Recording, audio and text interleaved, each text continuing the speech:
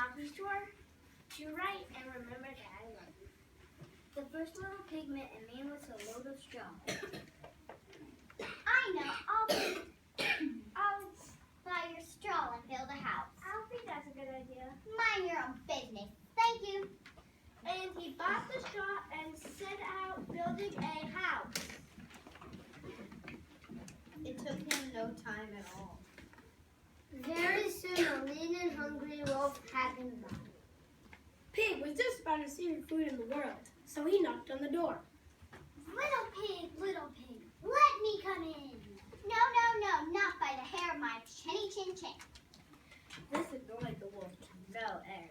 Then I'll huff and I'll puff and I'll blow your house in. Go right ahead. So the wolf huffed and he puffed and he blew the house in.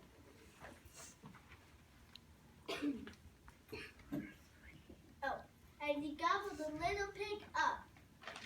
The second little pig came in with a load of sticks. I've got it. I'll buy the sticks and build a house. I don't think that's a good idea. Okay, what are you doing? And he bought the sticks and went to work building a house. Very pretty try. No sooner had little pig set onto his pretty house than the wolf happened by. The wolf was still hungry. Little pig, let me come in. No, not by that.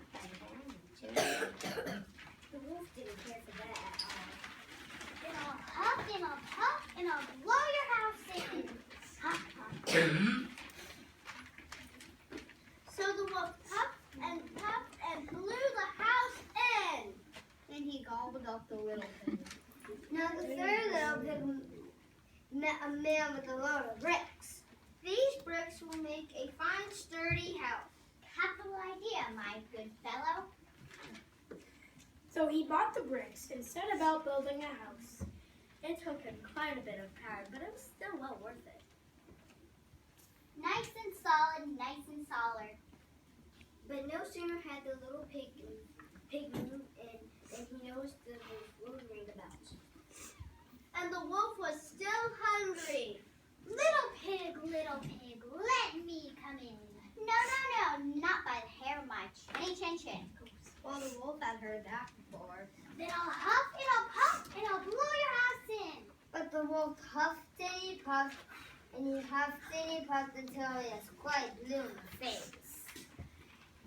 The house stood quite firm. I'll try another approach. He put on his most dazzling smile. Little pig, I was only teasing. By the way, I hear tell that Farmer Jones has the most scrumptious turnips. Shall we go pick a few? Oh, I'm much too busy. What about tomorrow morning? Excellent. I'll come for you at 6. The next morning, the little pig got up at 5, hurried off to Farmer Jones' turnip field, picked a basket full of scrumptious turnips, and dashed back home. When the wolf arrived at 6, the turnips were already boiling in the pot. Sorry, I couldn't wait. The wolf tried to not show his displeasure. No harm done.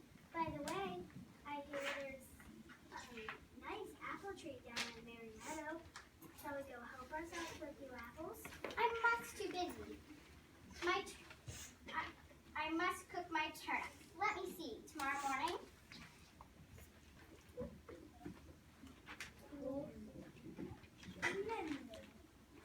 Splendid. Shall we say at 5? The next morning, the little pig was up at 4 and went off for the apples. It took longer than he expected to reach Merry Meadows. And while he was gathering apples in the highest trees, he saw the wolf approaching. Do try one of these. The third little pig threw it up as far as he could. When the wolf chased after the apple, the little pig shimmied down the tree and made a safely home. And next day, the wolf came again. Really, he was quite put out. There's a fair today on Honk Hill. Would you care to go? Why don't we meet there? Would 3 o'clock suit you? Colossal. 3 it is.